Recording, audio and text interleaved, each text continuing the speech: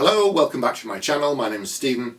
I'm a traditionally published fantasy author. Today I'm going to do something a little bit different that I did a long time ago and I haven't really done it since because I think I was doing it too often. But today I'm just going to do an update really on my writing, where I am with it, what's happening and that kind of thing. I might do these monthly, I might do it every 2 months, I don't know. We'll see how it goes depending on what I'm doing. If I've got anything to talk about, I will. If I haven't, I'll just leave it because it's probably just kind of more of the same.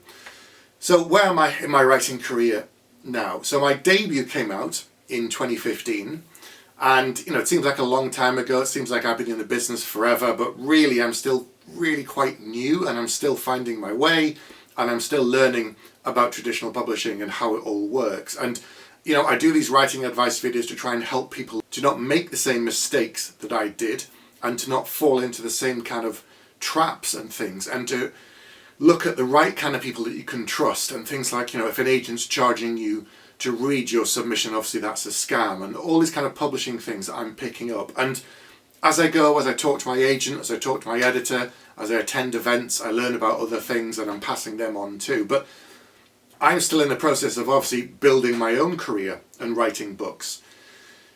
So I've had 2 trilogies with Orbit Books. The first one was very successful enough that then gave me a second trilogy, and then I've now gone on to do a duology with Angry Robot Books. And laying it out like that, it sounds like a lot, but also it's kind of not in some ways. There's still a lot more I want to do. There's still a lot more ideas that I have, but obviously it takes a lot of time, as I always say, to get a book traditionally published.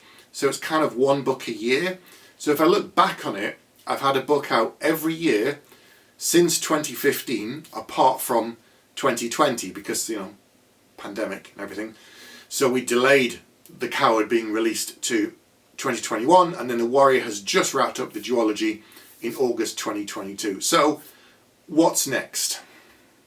So before going to talk about what I'm actually writing next, I want to talk a little bit about the process. As I've said, the book comes out 1 a year typically, and with a mid-list author like me, you're building up a body of work. So by the time The Warrior came out in August, I was already quite far along with the next project, because I've got a new series that's going to be announced in the next couple of weeks, and the first book will be out next summer. That book is already written, it is in edits, and here we are now in October 2022, and I'm quite far along on the first draft of the second book, even though it won't come out until 2024. And this is just because of the time it takes for a book to go through all of the editing stages and proof and getting a cover done and the audiobook and the ebook and all the rest of it, because even though my publisher is not one of the big 5, there's still a limited number of people working within the team, and they have other authors on the list, of course, and even with the larger publishers it can take a year, sometimes even longer, for a book to come out. So I haven't suffered because my publisher is not one of the big 5 and a book is still coming out regularly. The actual approach to this series for me hasn't really changed either. I always plan my books. I always know the beginning, the middle, the end. I have themes in my head. I have strong information and notes written down about characters. And with The Coward and the Warrior, I broke some of my own rules, particularly with The Coward. I would write a few chapters and then I'd find myself going back and tweaking things before moving forward. And this is something I always say you should never do. The goal is to get to the end of that first draft, finish it, and then come back and tweak it. And yet I kept doing that myself. And I knew I had a deadline, I knew I had goals and targets for my own kind of benefit so that I wouldn't miss my deadline. And I still kept hitting them, but I was doing this weird thing of going back and tweaking things and then going forward. And also, I always write with music. 99% of the time when I'm working on a book, I write with soundtracks, nothing with lyrics, because otherwise I start listening to the words. With The Coward, I broke that rule again. I started writing more in silence, or I'd have music that had lyrics. There was something very different about the whole of that experience. And the same with The Warrior, but perhaps less so. With this new series, I seem to have gone back to my old method of writing a chapter, making some notes.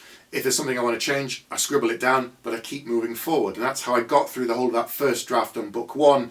And now, even with working part-time this year and full-time at the beginning of the year for kind of the first 4 or 5 months, which was a bit of a nightmare, it kind of reminded me of how I used to be working in evenings and weekends and how much strain and how much pressure it put on me. So this year has been quite up and down in some ways, but I knew that I had a deadline, so I've just kept pushing forward because I wanted to get the end of this first draft on book 2, and I'm so close now. I should finish probably within the next couple of weeks.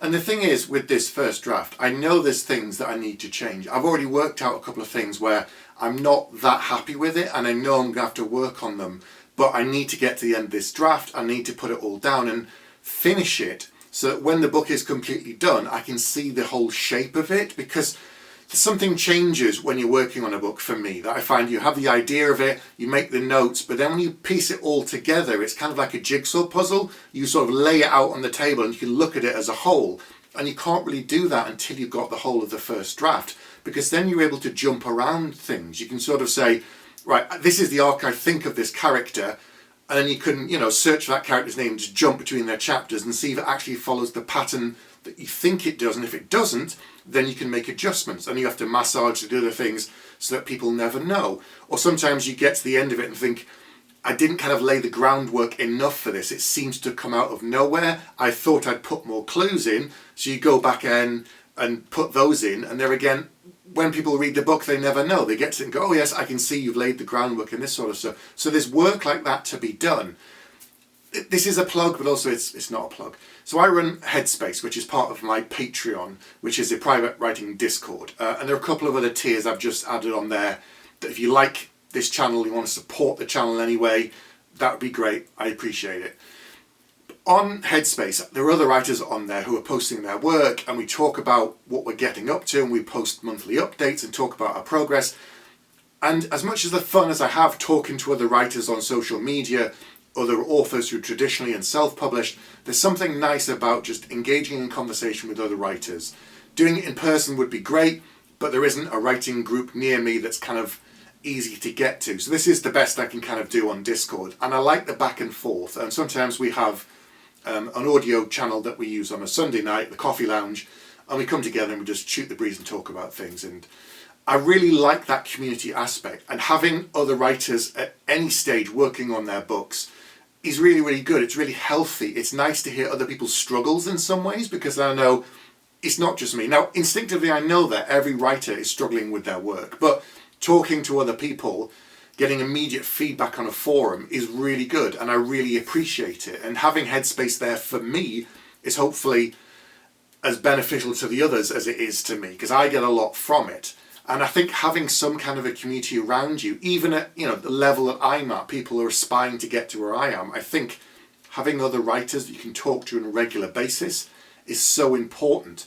And that's another reason I love going to the conventions. And the 2 years where we didn't have any because of COVID, and they were online, were nice, but they weren't the same. I miss being able to just sit in a bar and shoot the breeze like I did at FantasyCon a couple of months ago. There's me, Ryan Carhill, Zachary Argyle, David Ragg, sat at a bar, having a drink, talking about chapters and characters and world building and all magic systems, all this kind of stuff. And that was just fantastic. So community is another thing that I'm really beginning to really value, especially now, because you work at home, you're by yourself all the time, and I also work at home in my day job too. So it can be very isolating. Writing is typically anyway. And I'm not one of these people who can go to a coffee shop and write, because there's too much noise and I can't soak up the atmosphere like some do and get the kind of sense of community from that way. I feel like I should also say, after 6 books with the word mage in the title, I wanted to do something a little different, so I did with The Coward and the Warrior, something that was less high magic really. So what else can I tell you about this series ahead of the announcement? Well, it leans into another part of my heritage, something I haven't spoken about, something I've never done in any interviews or blogs or press releases. It's something that's pretty obvious for those who know me and know a thing about me personally. But this is still fantasy. It's not biographical in any way. It's still written in third person with multiple points of view. I find that probably the most interesting for me. I have written some things in first person, and that might be something I'll look at in the future. But I find with third person and multiple points of view, I'm able to explore a much wider canvas. I'm able to go to other parts of the world or the fantasy world, wherever it's set, and just explore different ideas within one book. whereas with one character's point of view with first, it's a little bit more limiting, and also you only have that person's point of view, and you have to kind of assume that everything they're telling you is the truth, and you get into things like, are they a reliable narrator? And I don't want to do any of that with this new series. I always want to challenge myself. As I said, I don't want to repeat myself, and in this way I think this new series has been the most challenging that I've ever done.